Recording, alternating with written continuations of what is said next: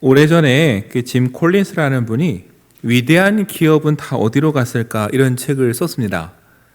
세계적인 굴지의 기업들 중에서 어느 날 보니까 몰락하고 없어진 기업들이 있더라는 거예요. 그래서 이분이 그걸 분석을 했습니다. 왜 어떤 과정을 거쳐서 그 세계적인 기업들이 갑자기 하루아침에 없어졌을까 봤더니, 첫 번째는 성공을 경험하면서 한마디로 자만해졌다라는 거예요. 내 능력으로 다 얻었다라는 어떤 자만심. 그것이 두 번째 뭘로 이어지냐면요, 지나친 욕심으로 이어진다라는 거예요. 열정을 갖는 건 좋은데 그 도를 넘는 과도한 욕심을 갖게 된다라는 것이죠. 그러면서 이제 세 번째 단계가 뭐냐면은, 문제가 생기기 시작해서 내부에서 밖에서 경고의 음성이 나오기 시작하는데 이걸 무시하더라라는 거예요. 나는 해낼 수 있어. 그래서 무시하기 시작하는 거죠. 그러다가 네 번째 단계에 가면은 정말 문제가 터지기 시작하는데, 이 문제를 어떻게 해결하느냐, 자기 성찰을 통해서 반성하면서 해결하려고 하는 게 아니라 시체말로 한 방에 이걸 해결하기 위해서 또 허황된 것들을 찾아다닌다라는 거예요. 그러다가 결국 다섯 번째, 어느 날 몰락하고 한순간에 사라져버리더라. 그래서 이 경고의 메시지를 하는데, 제가 그 책을 보면서 느낀 건 꼭 기업만 그럴까? 교회도 그럴 수 있다라는 거예요. 하나님이 주신 것을 내가 했다고 자만하고 나는 할 수 있다라는 그런 욕심에 과도한 욕심을 부리면서 하나님이 주시는 메시지도 무시하고 경고의 음성도 무시하다 보면은, 여러분, 한때 유명했던 교회들이 한순간에 사라지는 것들을 우리는 볼 수 있어요. 여러분, 오늘 그 경고의 메시지를 또 라오디게아 교회를 통해서 우리에게 주시고 있거든요. 라오디게아 교회는 라오디게아라는 지역 자체가 부요했습니다. 지진 때문에 피해를 입었을 때 로마의 황제가 도와주겠다고 했는데도 그걸 마다할 정도로 여력이 있던 도시가 라오디게아입니다. 무역도 발달하고 상업도 발달해서 여러분, 은행도 발달하고 금융업도 그 일찍이 발달한 도시가 이 라오디게아예요. 근데 이 사람들이 어떻게 돈을 벌었느냐, 여러 가지 요인이 있지만 그 중에 하나가 또 뭐냐면은 검은 양모를 팔아서 돈을 잘 벌었어요. 검은 양을 품종을 개발해서 이 양모를 만들어 팔았는데 얼마나 당시에 유명했는지 오늘로 치면 명품의 반열에 들어섰습니다. 그걸 팔아서 돈도 벌었고, 또 그 북쪽으로 하면 히에라폴리스라는 곳에 온천이 있는데 그걸 가지고 약도 만들어 팔고 특히 안약도 만들어서 팔았습니다. 그러니까 오늘로 치면 의료산업, 바이오 산업에 투자를 해서 돈도 잘 벌었어요. 그런데 여러분, 이 도시에 한 가지 아쉬운 게 있다면 물이었습니다. 물이 부족해서 그 옛날에 수로를 만들어서 골로새로부터 물을 끌어올리고, 아까 말씀드린 온천이 나는 히에라폴리스로부터 물을 끌어와서 이제 물을 사용했던 도시가 라오디게아예요. 그러다 보니까 어떤 문제가 있느냐, 여러분.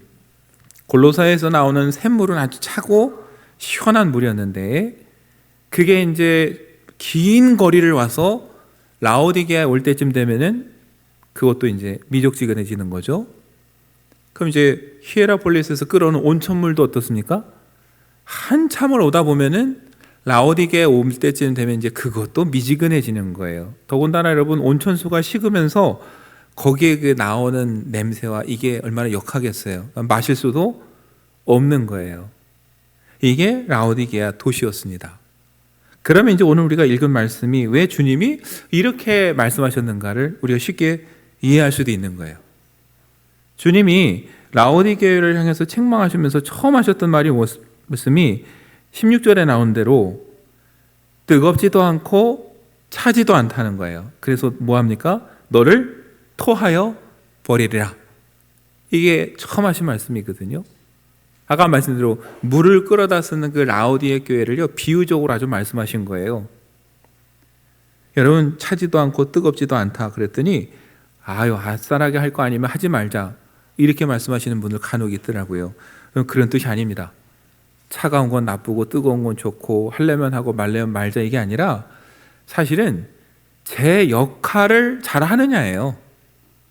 아니, 찬물은 찬물대로 시원하게 갈증을 풀어줘야든지, 온천수는 온천수대로 뜨거워서 치료에 효과가 있든지. 근데 지금 라오디게에 올 때쯤 되면은 이도저도 아니면서 제 역할을 못한다라는 거예요. 하나님께서 지적하시는 것은 많은 교회가 있는데도 라오디게아 교회를 또 세우신 데는 그 역할이 있고 기대하는 게 있는데 그걸 이제 못하는 게 문제라는 거예요. 그거를 그 라오디게아의 물에 비유해서 이제 말씀하시는 거죠. 그리고 나서 여러분 또 주님이 그 라오디게아 교회를 향해서 뭐라고 말씀하시냐면은 17절에 보시면 나는 부자라 부요하여 부족한 것이 없다 하지만 네 곤고한 것과 가련한 것과 가난한 것과 눈먼 것과 벌거벗은 것을 알지 못하노다. 한마디로 여러분 라오디게아 교회 사람들은 스스로 부자다 나는 부요하다라고 자부심을 가졌다라는 거예요. 그 사람들의 기준은 간단합니다. 내가 명품을 입고 있고 내 은행 잔고가 많으면 나는 부요하다 이렇게 얘기를 하는 거예요. 그런데 주님의 기준은 다르다는 겁니다. 우린 그걸 이미 앞서 봤어요. 서문학교회를 향해서 주님이 말씀하셨죠. 네 환난과 궁핍을 내가 안다.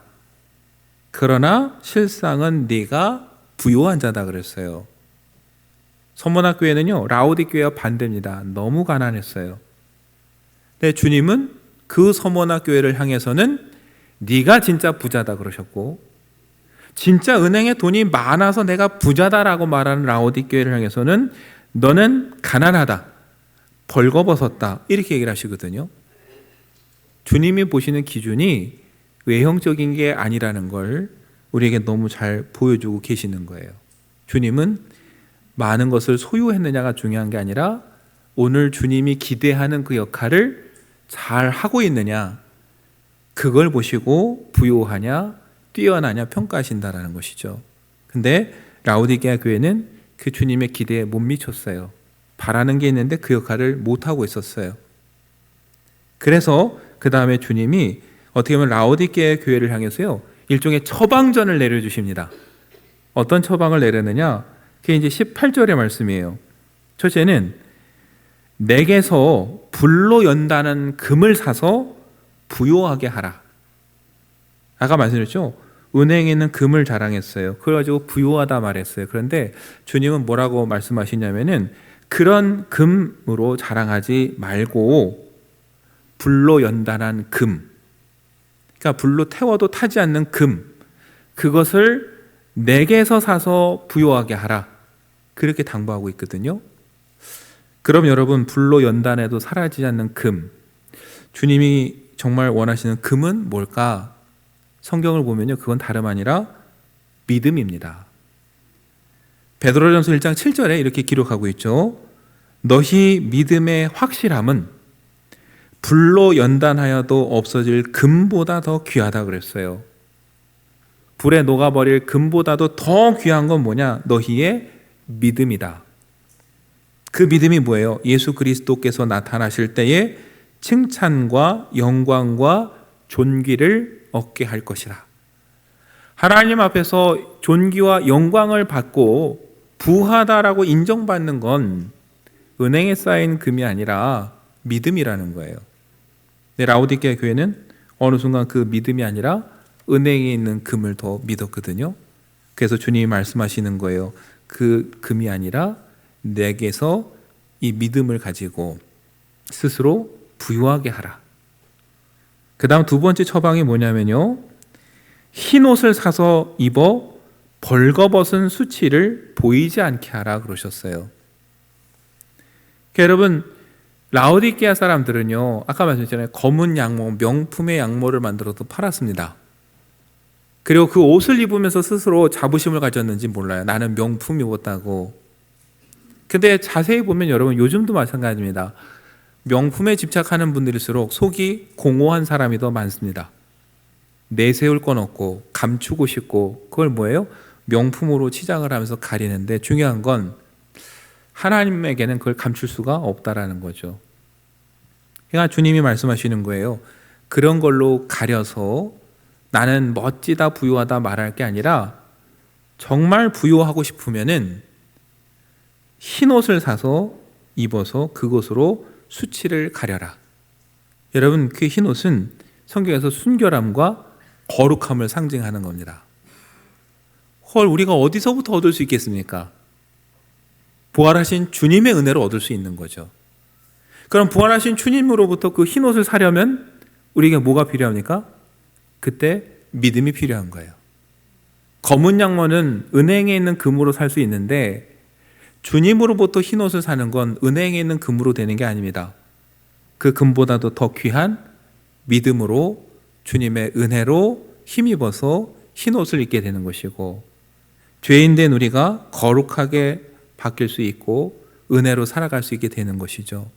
그러니까 라오디게아 교회를 향해서 말씀하시는 거예요.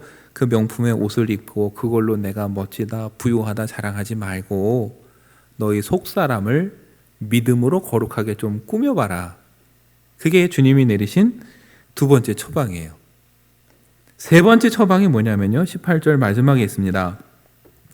안약을 사서 눈에 발라 보게 하라. 아까 말씀드렸죠. 온천수를 활용해서 치료도 하고 병원도 세우고 약도 만들어 팔았습니다. 안약도 만들어 팔았어요. 그게 라오디게아입니다.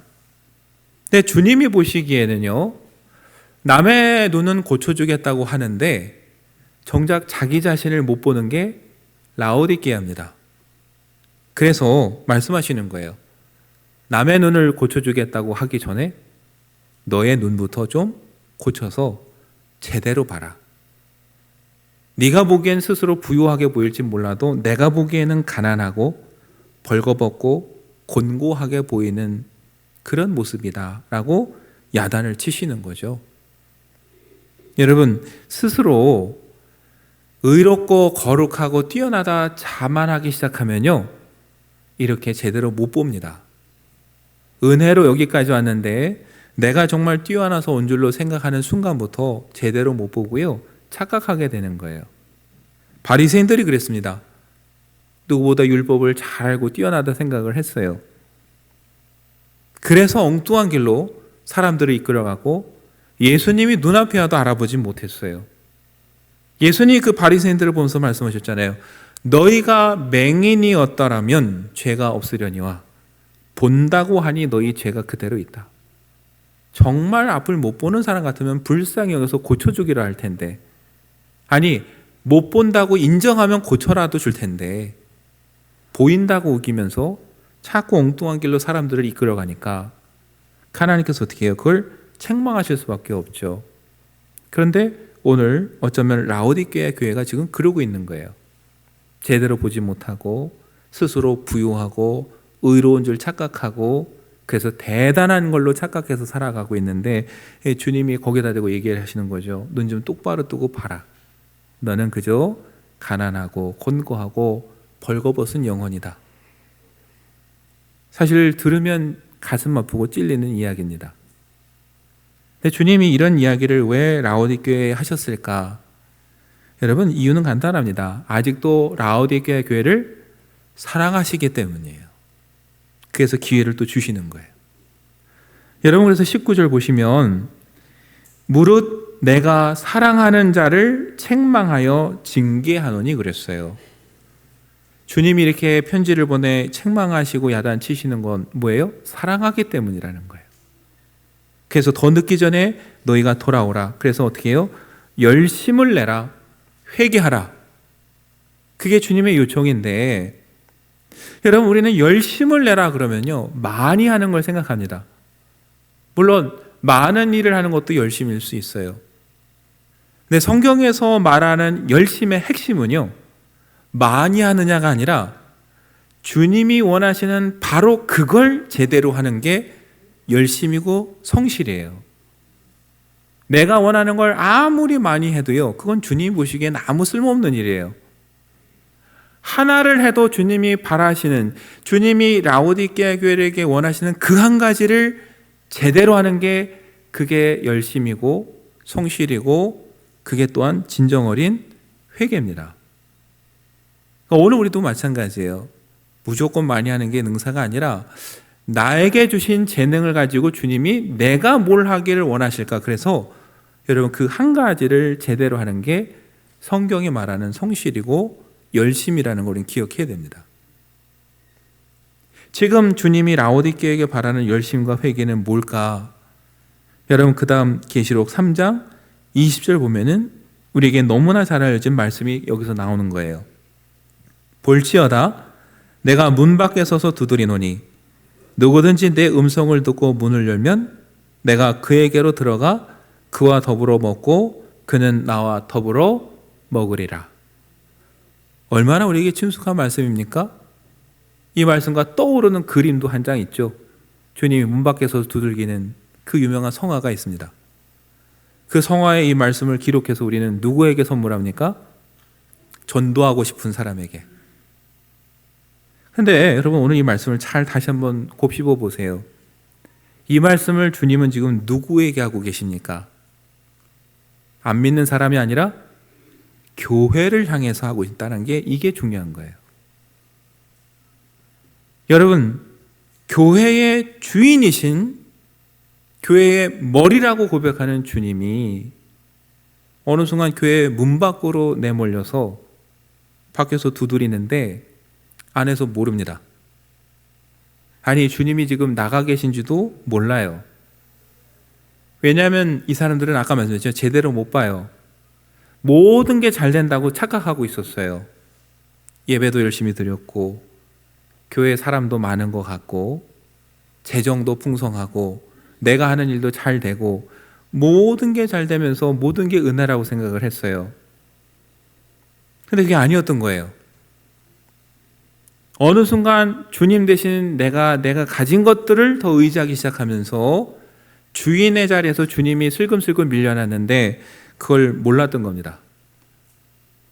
교회를 잘 가꾸라고 주님이 우리에게 맡겨주셨는데 어느 순간 이 청지기가 주인이 되어버리고 주인은 문 밖에 나가 있는 이 형세가 된 거예요. 그래서 간절히 두들기며 말씀하시는 거예요. 문을 열면 아직도 사랑하기 때문에 지금이라도 들어가서 어떻게 해요? 내가 너와 더불어 먹으리라. 주님이 라오디게 교회에게 지금 간절히 원하시는 열심과 회개는 다른 게 아닙니다. 문을 열고 주님을 다시 우리 교회의 주인으로 고백하고 내 삶의 주인으로 고백하고 받아들이는 거고 그분과 동행하면서 그분의 하시는 말씀에 따라 순종하며 나가는 것. 여러분 이게 부활하신 주님이 라오디게 교회를 향해서 간절히 원하는 거였어요. 그 열심을 내길 원했고 그렇게 회개하길 원하셨고 여러분과 저도 마찬가지입니다. 라오디게아 교회만 오는 유혹이 아니에요. 어느 교회든 올 수 있는 시험입니다. 차라리 고난이 오고 역경이 오면요 모든 교회들이 다 철야하고 기도하며 똘똘 뭉칩니다.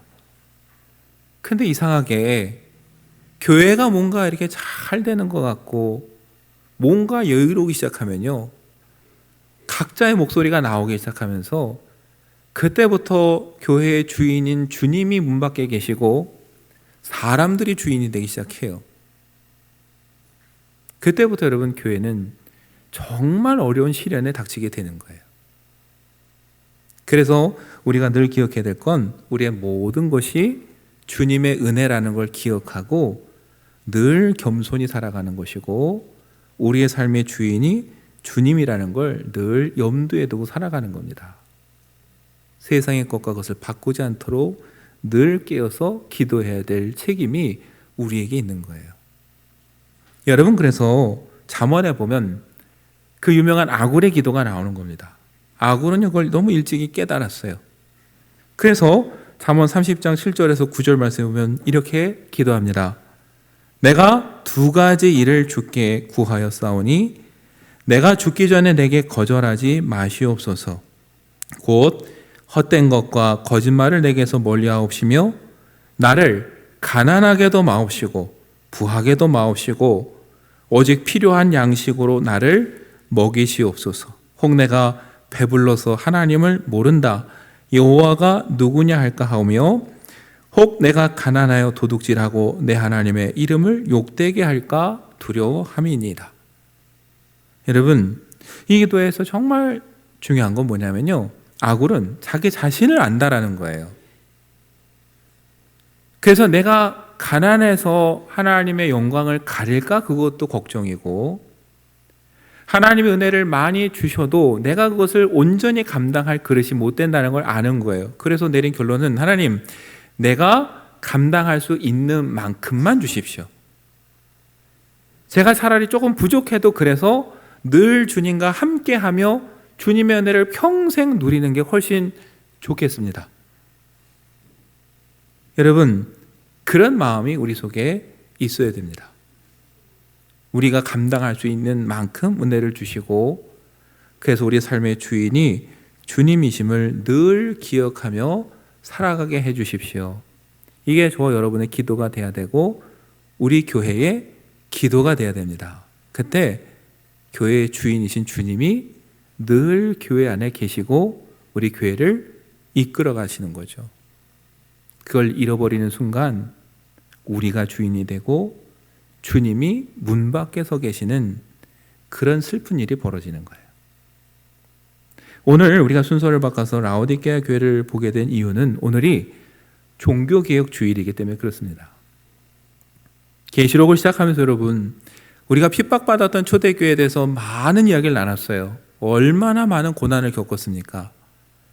근데 희한하게도 시간이 흘러서 교회는 로마 황제가 공인하는 종교가 됐습니다. 시간이 조금 더 흘러서는 로마의 국교가 됐어요.